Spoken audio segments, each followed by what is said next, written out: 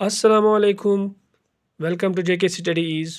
आज हम computer science का थर्ड लेक्चर जिसमें हम generations of computers cover up करेंगे और ये exam forest inspector, JK high court और डिफरेंट कम्पिटेटिव लेवल एग्ज़ाम्स जिनमें कंप्यूटर साइंस का सिलेबस इंक्लूड है उसके लिए ये मुफीदमंद होगा। चलिए हम स्टार्ट करते हैं जनरेशंस ऑफ कंप्यूटर। इससे पहले हमने स्टार्ट किया था जो हिस्ट्री ऑफ कंप्यूटर साइंस थी और उसके पहले इंट्रोडक्शन, कंपोनेंट्स, एप्लीकेशंस, वो सारे हमने पहले वीडियोस में कवर अप किए हैं। और जिन्होंने अभी इस चैनल में सब्सक्राइब नहीं किया तब उनसे गुजारिश करते हैं चैनल को सब्सक्राइब करें और बेल आइकन पे क्लिक करके आप लेटेस्ट वीडियोस की नोटिफिकेशन का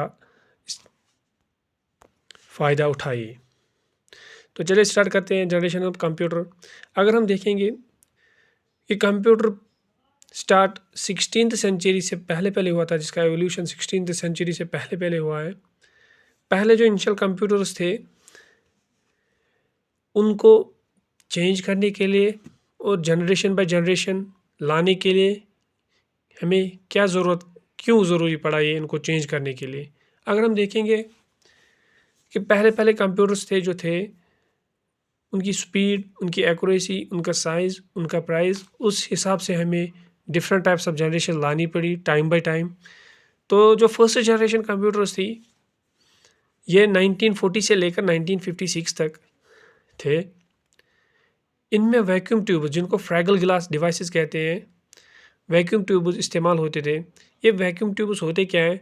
ये वैक्यूम ट्यूब्स होते हैं एक इलेक्ट्रॉनिक डिवाइस जिसके थ्रू आप कंट्रोल कर सकते हो flow of electric current during high vacuum between electrodes. यानी इलेक्ट्रोड्स के दरमियान जो गैप थी और जो फ्लो ऑफ इलेक्ट्रिकल करंट होती थी इन इलेक्ट्रोड्स के दरमियान, उनका फ्लो कंट्रोल करने के लिए ये वैक्यूम ट्यूब्स यूज़ होते थे, ताकि जिस मकदार में इलेक्ट्रोड्स को इलेक्ट्रिक करंट चाहिए उसी हिसाब से उनको मिले। और जो फर्स्ट जनरेशन कंप्यूटर्स थे ये हैवी भी होते थे और लार्ज भी होते थे। हैवी होते कि एक ह्यूमन बीइंग इसे हैंडल नहीं कर सकते थे, बहुत बड़े होते थे, मतलब बिल्डिंग जैसे होते थे। और दूसरा लार्ज, बड़े होते थे और वज़न भी होता था इनमें बहुत ज़्यादा। और दूसरी बात कि इसमें लो लेवल लैंग्वेज यूज़ होती थी, यानी मशीन लेवल लैंग्वेज इसमें इस्तेमाल की जाती थी। इसका ऑपरेटिंग सिस्टम नहीं होता था, तो ये हमें ग्राफिकल यूज़र या विजुअलाइजेशन हम इसके थ्रू नहीं कर सकते थे। ये खाली कमांड लाइन था, इसमें कमांड्स देते थे तो ये कमांड्स पे ही काम करते थे। और जो है फर्स्ट जनरेशन कंप्यूटर से ये कैलकुलेशन और रिलेबल स्टोरेज के लिए इस्तेमाल किया करते थे। और इसमें जो पंच कार्ड यूज़ होते थे, इसमें एक्सटर्नल स्टोरेज के लिए, इनपुट आउटपुट के लिए पंच कार्ड यूज़ किया करते थे। पंच कार्ड्स होते क्या हैं? इन पंच कार्ड्स को दूसरा नाम IBM कार्ड्स भी बोलते हैं या होलर कार्ड्स भी बोलते हैं। ये क्या होते हैं? ये एक पेपर होते हैं जिनमें होल्स करते हैं या मैनुअली करते हैं या मशीन के थ्रू करते हैं, ताकि ये सिंबलाइज करे कंप्यूटर का डेटा और उसके कमांड्स। इनको इनपुट आउटपुट स्टोरेज यानी इनपुट के लिए भी यूज़ करते थे इन पंच कार्ड्स को। अगर हम एग्जांपल देखेंगे फर्स्ट जनरेशन कंप्यूटर्स के, तो उसमें इनैक है यानी electronic numerical integrator and computer. ये बनाया है J Presper Eckert and John V Mauchly. इसमें 18,000 वैक्यूम ट्यूब्स होते थे। और दूसरा जो इसका एग्जांपल है एडवैक electronic discrete variable automatic computer, जिसको बनाया है वैन न्यूमैन ने। और ये वैन न्यूमैन एक साइंटिस्ट है जिसका नाम हमें ज़रूरी याद रखना है, क्योंकि इस टाइम जो architecture of computer system use होता है वो इसी वैन न्यूमैन ने भी बनाया है। और तीसरी एग्जांपल है यूनिवैक यानी यूनिवर्सल ऑटोमेटिक कंप्यूटर। और ये यूनिवर्सल ऑटोमेटिक कंप्यूटर ये पहला वर्ल्ड का first commercially electronic computing device भी है, इसको कहते हैं। ये भी इकैट एंड मैकले ने 1947 में इसको क्रिएट किया है। अगर हम कैरेक्टरिस्टिक्स ऑफ फर्स्ट जनरेशन की देखेंगे तो पहले मैंने बोला इसमें main electronic component vacuum tubes use होते थे। प्रोग्रामिंग लैंग्वेज इसमें मशीन लैंग्वेज यानी लो लेवल लैंग्वेज इस्तेमाल होती थी। इसकी मेन मेमोरी में यूज़ करते थे magnetic tapes and magnetic drums, वो हम आगे स्टोरेज में इन डिटेल पढ़ेंगे। फ़िलहाल आप इतना याद रखिए कि मेन मेमोरी फर्स्ट जनरेशन में कौन सी इस्तेमाल की जाती थी। इनपुट आउटपुट डिवाइस के लिए जो मैंने बोला आपको पेपर टेप्स या पंच कार्ड ज़्यादा पंच कार्ड यूज़ होते थे। और स्पीड एंड साइज़ अगर इसका देखेंगे तो स्पीड बहुत ज़्यादा स्लो थी और इसका साइज़ बहुत ज़्यादा लार्ज था। जैसे मैंने आपको बोला कि एक बिल्डिंग जैसी होती थी, एक रूम में एक ही सिस्टम आता था। एग्जांपल्स अगर हम देखेंगे इसकी IBM 650, IBM 701, ENIAC, UNIVAC, first etcetera. और इसमें प्रोसेसिंग यानी प्रोसेसर कौन सा यूज़ होती थी, जो प्रोसेसर प्रोसेस करते थे वो बैच प्रोसेसिंग होती थी। बैच प्रोसेसिंग का मतलब ये है कि बहुत सारे जॉब्स को, बहुत सारे जो इसको प्रोसेस करनी थी, इन प्रोसेस को इकट्ठे करके एक बैच बनाकर इनको एग्जीक्यूट करते थे। अगर हम इनकी स्पीड देखेंगे और इनकी स्पीड मिली सेकंड्स होती थी, यानी सेकंड का 1000वां हिस्सा, सेकंड का 1000वां हिस्सा इनकी स्पीड होती थी।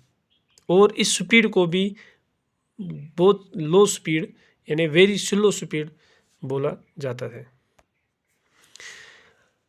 अब स्टार्ट करेंगे second generation of computer system की, जो 1957 से लेकर 1963 तक चल रहे थे।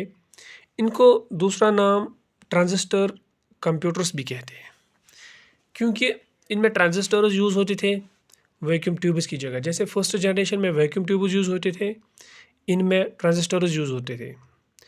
और दूसरे इसमें मैग्नेटिक कोर इस्तेमाल किया जाता था स्टोरेज के लिए, यानी कुछ स्टोर करने के लिए इनको मैग्नेटिक कोर्स यूज़ करते थे, जो कि फास्टर भी होते थे और बेटर स्टोरेज भी मिलती थी। जैसे उनमें पंच कार्ड यूज़ करते थे या मैग्नेटिक टेप्स या मैग्नेटिक ड्रम्स यूज़ करते थे। पंच कार्ड तो इनपुट आउटपुट के लिए यूज़ करते थे और दूसरा इनमें मैग्नेटिक कोर्स यूज़ करते हैं जो फास्टर भी होते हैं, जिनकी बेटर स्टोरेज भी होती है। और दूसरा चीज़ इनमें हाई लेवल लैंग्वेज यूज़ करते थे। अगर हम फर्स्ट जनरेशन की देखें उनमें लो लेवल लैंग्वेज यूज़ करते थे। इनमें इन्हें फ्रोटॉन यानी फार्मूला ट्रांसलेशन यूज़ करते थे लैंग्वेज, या COBOL common business oriented language use किया करते थे। इनकी प्रोसेसिंग फास्टर होती थी बनस्बत फर्स्ट जनरेशन की स्पीड थी मिली सेकंड्स, इनकी माइक्रो सेकंड्स। उनमें सेकंड का 1000वां हिस्सा था, इनमें सेकंड यानी millionth part of the second हम बोलेंगे, या 1/1,000,000th ऑफ सेकंड इनकी स्पीड होती है, जिसको माइक्रो सेकंड्स भी बोलते हैं। इनमें बैच प्रोसेसिंग के साथ साथ मल्टी प्रोग्रामिंग भी होती थी। मल्टी प्रोग्रामिंग का मतलब है multiple programs at a time. यानी अगर मैं आपको एग्जांपल एक दूंगा डिश और कुक का, यानी बहुत सारे डिशेस बनाने हैं एक कुक को, अगर वो एक एक करके इन डिशेस बनाएगा, पहले एक डिश बनाएगा, फिर दूसरा बनाएगा, फिर तीसरा बनाएगा, फिर चौथा बनाएगा, तो इसको टाइम भी बहुत सारा कंज्यूम होगा। फॉर एग्जाम्पल इसमें अगर 30 मिनट्स हो जाएंगे, इसमें भी 30 मिनट्स, अगर इसमें भी 30 मिनट्स लेंगे, इसमें भी 30, तो इसको 2 आवर्स लगेंगे इन डिशेस को बनाने में। मल्टी प्रोग्रामिंग कहते हैं कि वो इन 4 डिशेस को एट ए टाइम कैसे बनाएंगे, कैसे मैनेज करेंगे, इसको भी वही टाइम में बनाएगा, इसको भी उसी टाइम में, इसको भी, यानी बहुत सारे डिशेस एट ए टाइम बनाएंगे। इसी तरह मल्टी प्रोग्रामिंग का मतलब है बहुत सारे जॉब्स, बहुत सारी प्रोसेसेस जो इसको करनी होती है, उन प्रोसेसेस को एट ए टाइम कैसे करते थे, इसको मल्टी प्रोग्रामिंग बोलते हैं। तो मल्टी प्रोग्रामिंग का मतलब है बहुत सारे जॉब्स, बहुत सारे प्रोसेसेस एट ए टाइम। तो सेकंड जनरेशन में ये भी नया अपग्रेडेड वर्जन था फर्स्ट जनरेशन का, कि इसमें मल्टी प्रोग्रामिंग भी होती थी। इसका साइज़ फर्स्ट जनरेशन से बनस्बत कम था, लेकिन फिर भी लार्ज था अगर हम देखेंगे, क्योंकि उस टाइम तो जो सिस्टम था प्रेजेंट में, वो तो सेकंड जनरेशन था, अपग्रेडेड वर्जन या अपग्रेडेड वर्जन फर्स्ट जनरेशन से, तो वो था सेकंड जनरेशन का। तो थर्ड फोर्थ का तो कंसेप्ट उस टाइम नहीं था, तो उस टाइम लगता था कि सेकंड वाला ही साइज़ में स्मॉलर है फर्स्ट जनरेशन से। लेकिन अगर हम इस टाइम जब हम पढ़ते हैं तो हमें पता है कि जो आजकल का वर्जन चल रहा है, वो आजकल का जनरेशन का कंप्यूटर सिस्टम जो है वो उसका साइज़ क्या है, उसकी मेमोरी क्या है, उसकी स्पीड क्या है, तो उस हम अगर उस हिसाब से देखेंगे तो फर्स्ट जनरेशन से इसका साइज़ कम स्मॉल था, लेकिन फिर भी बड़ा था, फिर भी बड़ा। अगर हम इसकी एग्जांपल लेंगे IBM 1401, IBM 7090, UNIVAC and UNIVAC second. अब देखेंगे हम थर्ड जनरेशन ऑफ कंप्यूटर्स की, जो कि 1965 से लेकर 1971 में चल रहे थे, मतलब अपडेटेड वर्जन माने जाते थे इस टाइम में। इनको अगर आप फर्स्ट जनरेशन में देखेंगे वैक्यूम ट्यूब यूज़ होते थे, सेकंड जनरेशन में देखेंगे ट्रांजिस्टर्स यूज़ होते थे, अगर थर्ड जनरेशन में देखेंगे इनमें ICs यूज़ होते हैं, यानी इंटीग्रेटेड सर्किट यूज़ होते हैं। और ये इंटीग्रेटेड सर्किट होता क्या है? ये इंटीग्रेटेड सर्किट होता है एक सेमीकंडक्टर मटेरियल जिसमें थाउजेंड्स ऑफ ट्रांजिस्टर्स इंक्लूड होते थे, यानी थाउजेंड्स ऑफ ट्रांजिस्टर्स जो मिनिएचराइज्ड होते थे इसमें, उसी के थ्रू हम इंटीग्रेटेड सर्किट बनाते हैं थाउजेंड्स ऑफ ट्रांजिस्टर्स को, और वही इंटीग्रेटेड सर्किट यानी ICs third generation of computers में इस्तेमाल किए जाते थे। इनमें क्या खसूसियात थी सेकंड या फर्स्ट जनरेशन से? पहली खसूसियात यह थी कि ये मोर रिलेबल थे, ये फास्टर थे, इनकी मेंटेनेंस लेस थी, यानी ये बहुत कम टाइम लेते थे एज बनस्बत फर्स्ट जनरेशन या सेकंड जनरेशन के। इनकी मेंटेनिंग पावर भी बहुत हाई थी। स्मॉल इन साइज थे as compare to first generation या सेकंड जनरेशन से। लेस हीट जनरेटर थे, ये उतनी हीट मतलब सिस्टम में नहीं होती थी। जब ज़्यादा से ज़्यादा प्रोसेस सिस्टम में होती हैं तो सिस्टम का प्रोसेसर वो गर्म हो जाता है, तो बनस्बत फर्स्ट एंड सेकंड इसकी नहीं होती थी उतनी।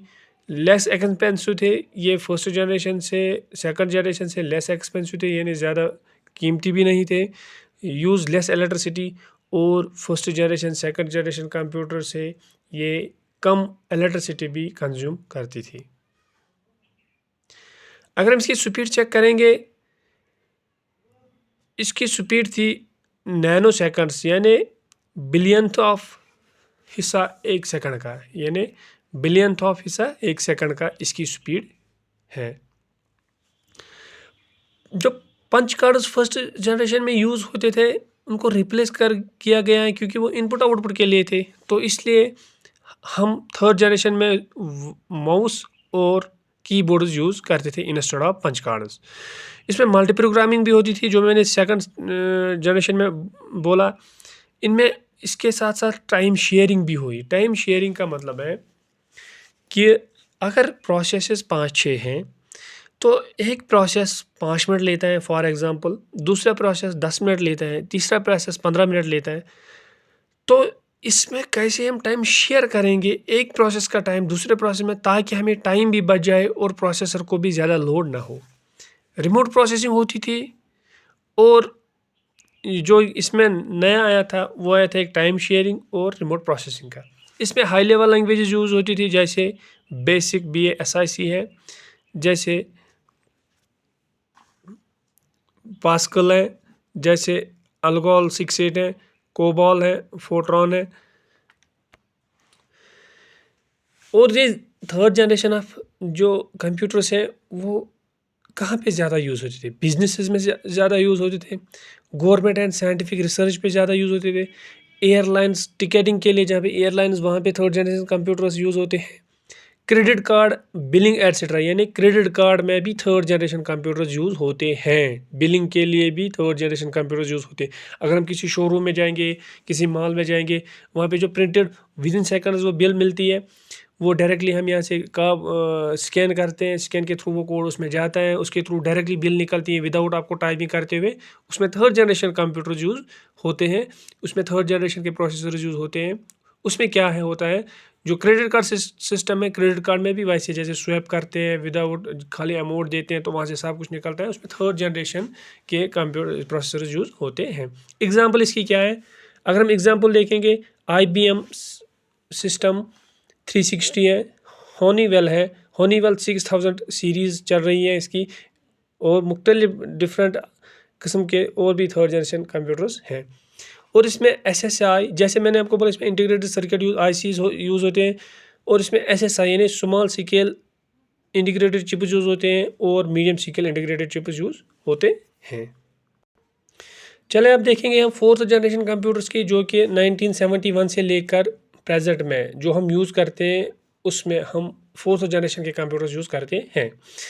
इसमें क्या होता था, इसमें VLSI यूज़ होता है, very large scale integrated circuits use होते थे। उसमें जो थर्ड जनरेशन थे उसमें स्मॉल स्केल होते थे और मीडियम स्केल, इसमें वेरी लार्ज स्केल यूज़ होते हैं।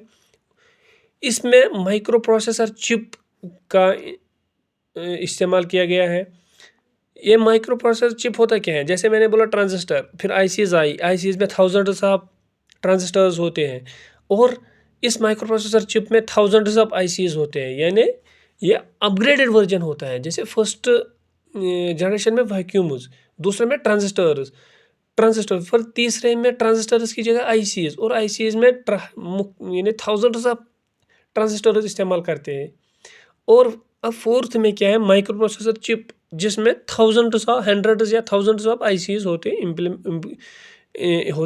इसमें ये माइक्रो प्रोसेसर होता क्या है, ये माइक्रो प्रोसेसर एक सिलिकॉन चिप होती है जिसमें थाउजेंड्स ऑफ या हंड्रेड्स ऑफ ICs होती हैं इम्प्लीड, और वही इस्तेमाल किया जाता है फोर्थ जनरेशन कंप्यूटर्स में। ये फोर्थ जनरेशन कंप्यूटर्स कहाँ पे यूज़ होते हैं, पर्सनल कंप्यूटर्स में, जैसे आजकल हमारे पास होते हैं घर में लैपटॉप्स होते हैं, डेस्कटॉप्स होते हैं। स्मॉल साइज़ इनका होता है बनस्बत बाकी जनरेशन के जो थे थर्ड सेकंड फर्स्ट में। ये बहुत स्पीडी है एज़ कम्पेयर टू देम। इसकी स्टोरेज भी बहुत है और हम एक्सटेंड भी कर सकते हैं स्टोरेज। पोर्टेबल भी होते हैं ये, यानी it is easy to move from one side to another side या one place to another place. ये उतना हैवी नहीं होता है जैसे फर्स्ट जनरेशन या सेकंड जनरेशन के होते थे। लेस हीट बनस्बत बाकियों के, इसकी हीट भी ज़्यादा नहीं होती है क्योंकि ये ज़्यादा इसमें ऐसे इम्प्लीमेंटेड होते हैं न्यू इक्विपमेंट्स, जिनकी वजह से इसकी हीट ज़्यादा बाहर नहीं देते हैं। और चौथी चीज़ इसमें यह है कि इसमें GUI यानी ग्राफिकल यूज़र इंटरफेस, यानी हम विजुअलाइज भी कर सकते हैं अच्छे से चीज़ें। पहले जो कंप्यूटर्स पहले जनरेशन के कंप्यूटर से वो CLI थे, कमांड लाइन इंटरफेस, लेकिन ये ग्राफिकल यूज़र इंटरफेस है, यानी यूज़र अच्छे से देख सकता है कि मैंने अगर कोई कमांड दी है माउस के थ्रू या कीबोर्ड के थ्रू, वो क्या है, क्या दिया, तो वो भी इस्तेमाल होते हैं। नेटवर्किंग एंड कनेक्टिविटी, जैसे हम इसमें लैपटॉप में कनेक्ट करते हैं, नेटवर्क हम अच्छे से चलाते हैं, तो इसमें वो भी फैसिलिटी आ गई, मतलब इंटरनेट फैसिलिटी इसमें आ गई। लैन जैसे हम लोकल एरिया नेटवर्क हैं उसको कनेक्ट कर सकते हैं फोर्थ जनरेशन में। इसकी स्पीड माइक्रो प्रोसेसर की अगर देखेंगे, माइक्रो प्रोसेसर की स्पीड को 4 GHz है, या हम बिलियंस ऑफ बिट्स पर सेकंड बोल सकते हैं। और इसकी लैंग्वेज जो है हाई लेवल लैंग्वेज यूज़ होती हैं, जैसे C है, C++ है, जावा है, पाइथन है, या एट्सेट्रा। अगर हम इसकी बैक एंड की जो यूज़ होते हैं बिजनेस या डिफरेंट टाइप ऑफ सॉफ्टवेयर के लिए, उसमें SQL है, सीक्वेंशियल क्वेरी लैंग्वेज है, जावा स्क्रिप्ट है, यानी वेबसाइट बनाने के लिए, उनको इंटरफेस देने के लिए XML है। डिफरेंट टाइप सब लैंग्वेजेस यूज़ कर सकते हैं हम फोर्थ जनरेशन में। Time sharing, real time networking, distributed GUI, ये नया फीचर आया है फोर्थ जनरेशन में, जो कि थर्ड जनरेशन सेकंड या फर्स्ट में नहीं थे। इसकी एग्जांपल्स हैं एप्पल है, IBM है, IBM PCs हैं, माइक्रोसॉफ्ट विंडोज़ है, हॉनीवेल 6080 है, या क्रे फर्स्ट है, ये उसके बगैर भी बाकी बहुत सारे हैं। तो फोर्थ जनरेशन में हमने क्या क्या देखा है, फोर्थ जनरेशन में अब हमने क्या देखा है, VLSI इसमें यूज़ होता है, माइक्रो प्रोसेसर्स होते हैं, इसकी स्पीड हाई होती हैं, GUI इसमें इस्तेमाल किया गया है, स्पीड बहुत ज़्यादा है, different types of high level language इस्तेमाल किया जाते हैं, time sharing, real time, distributed GUIs हैं, ये हमने इसमें देखा है। सॉरी। अब बात करते हैं फिफ्थ जनरेशन कंप्यूटर्स की, जो कि प्रेजेंट में इसकी डेवलपिंग हो रही है और बियॉन्ड यानी फ्यूचर के लिए ये रखे गए हैं, क्योंकि अभी इनकी डेवलपमेंट होती है। जब डेवलपमेंट कंप्लीट होगी तो अभी तो मार्केट में आ सकते हैं। तो मॉडर्न कंप्यूटर्स, ये जो मॉडर्न कंप्यूटर्स हैं जो कि इस टाइम डेवलपिंग स्टेज में है, और ये AI के बेस बनाए जाते हैं, आर्टिफिशियल इंटेलिजेंस इसमें यूज़ होती हैं, जो कि आजकल हम देखते हैं गूगल पे या चैट पे या कहीं पे भी AI का यूज़ बहुत ज़्यादा हो रहा है, तो ये उसी बेस पे बनाए जाते हैं। इनमें ULSI यानी ultra large scale integrated chips use होते हैं। अगर हम फोर्थ की बात करें उसमें VLSI यूज़ होते थे जिनके थ्रू माइक्रो प्रोसेसर बनते थे और माइक्रो प्रोसेसर में थाउजेंड्स ऑफ ICs होते थे। थर्ड में ICs यूज़ होते थे और उसमें SSI और MSI यूज़ होते थे। सेकंड में ट्रांजिस्टर्स यूज़ होते थे। फर्स्ट में वैक्यूम ट्यूब्स यूज़ होते थे। और अगर हम देखेंगे MCQs भी, अगर जनरेशन पे MCQs आएंगे तो ज़्यादा से मुझे लगता है मेरे हिसाब से ज़्यादा MCQs इन्हीं के थ्रू आते हैं, क्योंकि ये वो चीज़ें हैं जो मेन डिफरेंस करती हैं। अगर हम देखेंगे स्पीड थोड़ी थी, अब ज़्यादा हो गई, लेकिन स्पीड तो थी। अगर हम देखेंगे ये इलेक्ट्रिसिटी तीनों लेते हैं, लेकिन कोई ज़्यादा कोई कम ही लेते हैं। क्वेश्चन अगर आएंगे वहाँ ऐसे आ सकते हैं, हमें बोलो फिफ्थ जनरेशन में कौन सी क्या यूज़ किया गया है फॉर प्रोसेसिंग के लिए, या सेकंड जनरेशन में क्या यूज़ होते थे फॉर प्रोसेसिंग के लिए, तो वहाँ पे ऐसे क्वेश्चन आ सकते हैं। और अगर हम इसमें देखेंगे, इसमें AI के साथ साथ NLP भी यूज़, NLP यानी NLP का मतलब है नेचुरल लैंग्वेज प्रोसेसिंग, यानी डायरेक्टली जो ह्यूमन लैंग्वेज है उसको प्रोसेसिंग भी कैसे करेंगे ये भी यूज़ किया जा रहा है। अभी डेवलपिंग स्टेज में है, आगे आने वाला है फ्यूचर में। पैरेलल प्रोसेसिंग भी इसमें हो जाएगी। पैरेलल प्रोसेसिंग इसमें हो जाएगी, जैसे बहु में बैच प्रोसेसिंग होती थी, मल्टी प्रोग्रामिंग होती थी, इसमें पैरेलल प्रोसेसिंग होती थी। इसमें पैरेलल अगर हम देखेंगे पैरेलल क्या होती हैं, पैरेलल होती हैं जिनकी डायरेक्शन सेम, जो पैरेलल होते हैं मतलब जिनके जो साइज़ में तो इक्वल होते हैं लेकिन पैरेलल होते हैं, जो कभी मिल नहीं सकते, जैसे हम बोलते हैं कॉमन लैंग्वेज में जो मिल नहीं सकते। इसी का मतलब है पैरेलल प्रोसेसिंग, ये प्रोसेस भी होती होगी, ये प्रोसेस भी होती होगी, लेकिन इस प्रोसेस से कोई कांटेक्ट नहीं होगा। मेरे कहने का मतलब यही है, पैरेलल प्रोसेसिंग का मतलब यही है कि ये प्रोसेस भी होगी अपनी जगह, ये प्रोसेस भी अपनी जगह होगी, लेकिन इनमें कोई आपस में कांटेक्ट तालमेल नहीं होगा। जैसे अगर हम देखेंगे बैच प्रोसेसिंग में उनको वहाँ पे प्रोसेस को कंबाइन किया जाता था बैच बना के। मल्टी प्रोग्रामिंग में क्या होता था, एक ही प्रोसेसर यानी प्रोसेसर मुख्तलिफ जॉब्स को करता था। पहले उसको टाइम उसको वहाँ पे रखता था, उसको करता था, उसके बाद उसको वापस करता था, लेकिन इनमें इसके साथ कोई कांटेक्ट नहीं होगा। लेस एक्सपेंसिव है। लेस एक्सपेंसिव मतलब जिस हिसाब से फर्स्ट सेकंड या थर्ड जनरेशन के कंप्यूटर्स होते थे उस हिसाब से बहुत लेस यानी बहुत कम कीमती होंगे, यूज़र फ्रेंडली होंगे, ईजियर टू यूज़ होंगे, easier to use, easier to developing different things होंगे। इसमें क्वांटम कंप्यूटिंग और न्यूरोमॉर्फिक चिप्स भी यूज़ होते हैं डेवलपिंग स्टेज में है लेकिन होते हैं। यानी क्वांटम कंप्यूटिंग का मतलब है जो कि हम पहले यूज़ करते थे थर्ड फोर्थ फर्स्ट सेकंड में, जीरोज एंड वनस बाइनरी डिजिट्स, ठीक है, लेकिन इसमें हम यूज़ करते हैं क्यूबिट्स। क्यूबिट्स का मतलब होता है वो एक ही चीज़ होता है जो ज़ीरो भी होता है वन भी होता है। अब जैसे इसमें सुपरपोजिशन प्रिंसिपल यूज़ होता है, दोनों होंगे लेकिन इस्तेमाल कौन होगा, खाली वही उस टाइम एक्टिवेट होगा, लेकिन होंगे दोनों एक ही। जैसे ज़ीरो अलग स्टोरेज लेता था, वन अलग स्टोरेज लेता था, लेकिन ये दोनों सेम है, दोनों एक ही है। लेकिन ऐसे मानो तो ये एक सिक्का है जिसके दो पहलू हैं, हेड भी हैं टेल भी हैं, वैसे ये 0 एंड 1, लेकिन यूज़ क्या होगा डिपेंड्स ऑन प्रोसेस क्या होगी, और उसमें सुपरपोजिशन प्रिंसिपल का लॉगरिदम यानी सुपरपोजिशन लॉगरिदम यूज़ होगा। दूसरा न्यूरोमॉर्फिक चिप्स। न्यूरोमॉर्फिक चिप्स क्या है, ये एक ऐसी वे है जैसे एक ह्यूमन ब्रेन है, वो कैसे वर्क करता है, कहाँ पे क्या करता है, उसी हिसाब से इसको बना रहे हैं।